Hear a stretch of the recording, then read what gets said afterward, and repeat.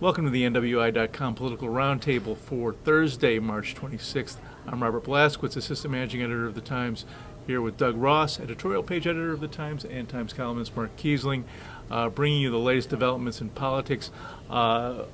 Yesterday, on Wednesday, the U.S. Senate took a vote on the House GOP budget bill.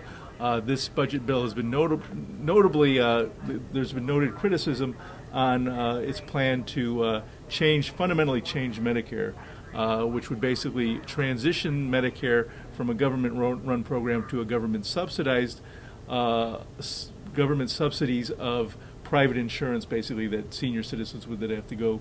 It'd be a regulated exchange of private insurance. But the interesting thing about this vote is that it's kind of taken on this really, Medicare has been central to a central issue to it, and the Democrats have really tried to seize upon it as saying the Republicans are trying to destroy Medicare. The interesting thing for us in Indiana, and I blogged on this today, is that Dan Coates and Richard Lugar, Illinois' two senators, Indiana's two senators, both voted for the bill. So, which Democrats will say is a vote against Medicare. What do you think are the possible political fallouts here?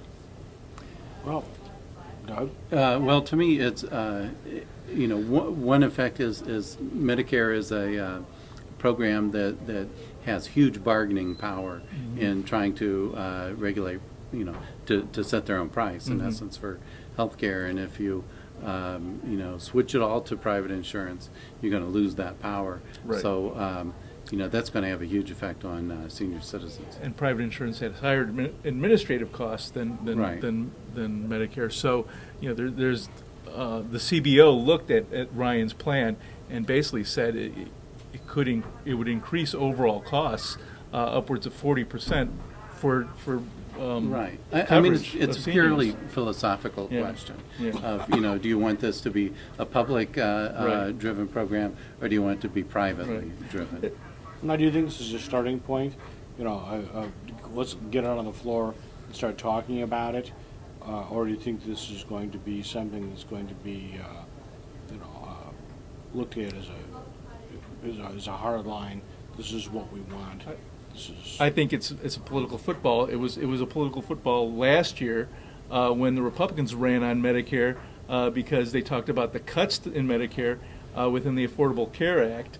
And Dan Coates, in fact, there's a YouTube video out there of his advertisement against Ellsworth, claiming that Ellsworth voted to cut Medicare for seniors and that he would protect Medicare. Well, now Democrats can turn around and do the opposite thing, and I think that's where we're at. We're at, and they talk about Medicare. Well, it goes on with both sides, and I don't know that they'll be able to really figure out what to do with it until it. And that's important with Lugar being vulnerable in this election. I mean, assuming he makes it through the primary, this is going to hurt him in the general. It's a custom-made ad that if Joe Donnelly's the person running against him, I'm sure they're already composing the ad. So, absolutely. Moving on to our next topic, wanted to talk about Governor Daniels, of course.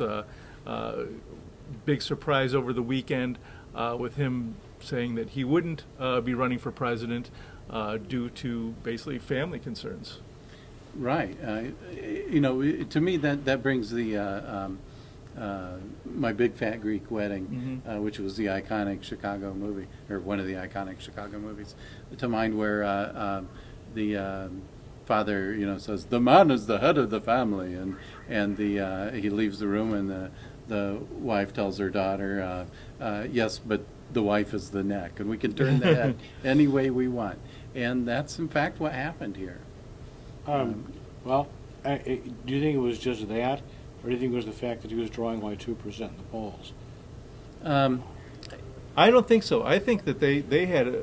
I think Mitch Daniels thought that he had a very good chance of winning the nomination if he ran. He hadn't really even gotten started to get out there to the general public. Right. So, and there's a general thinking that there's a weakness in the Republican field that someone like a Daniels had a very good opportunity to come out and get that nomination. Someone like Bill Clinton was polling very low, at the beginning of the Democratic campaign. Well, so was Jimmy Carter. So. Right.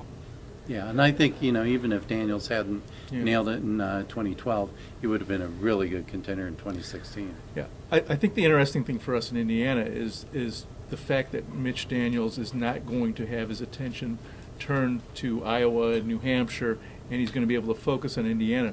I think gives him a greater chance of success with some of his initiatives and his reforms that he wants to bring in. A lot of those kinds of things are about execution.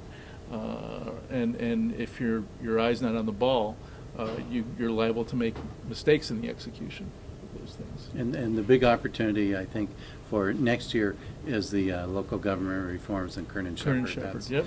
That's something he's pushed for years and hasn't succeeded yet. So.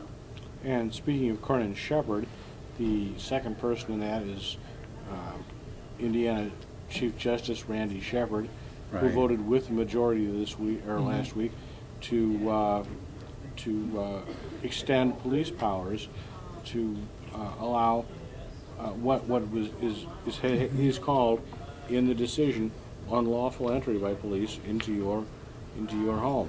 This has sparked a huge move on the part of Hoosiers. I mean, 300 people descended on the State House. When was the last time you saw 300 people get off their butts and get down? Well, and get down. And not during a legislative session, or not during something that had a direct effect on them. If their pay was being cut, if their jobs were being threatened, yes. But most of the people who went down there, it seemed, were down there for ideological reasons. They were down there because they were very concerned, not necessarily for themselves, but for the welfare of the people of the state of Indiana. Yeah.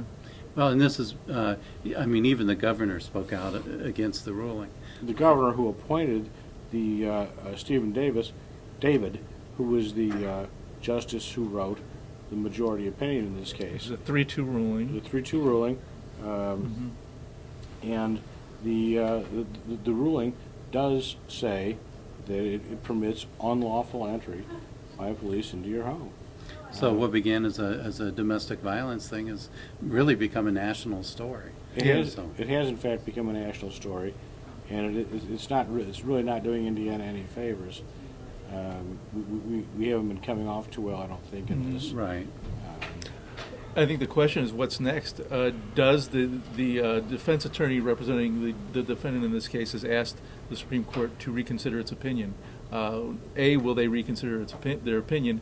And B, if they don't, will this case end up in the Supreme Court, U.S. Supreme Court? My guess is they will not reconsider their opinion. My guess is that they, even given the protests and things like that, sometimes that has a reverse effect, and it makes people dig their heels in and say, no, we were correct when we did this. But I think this is the type of case the Supreme Court would really like to get its teeth into, because it's a direct, it directly bears on the Fourth Amendment of the Constitution of the United States. Right. It's just not an Indiana local question. Yeah. Well, we'll obviously be continue to follow. The Times has really led coverage of this story. Dan Carden has done a great job staying on top of this issue, and we'll continue to cover it in the coming weeks and months. So that'll do it for this week. Thanks for watching, and we'll be back next week with another edition of the Political Roundtable.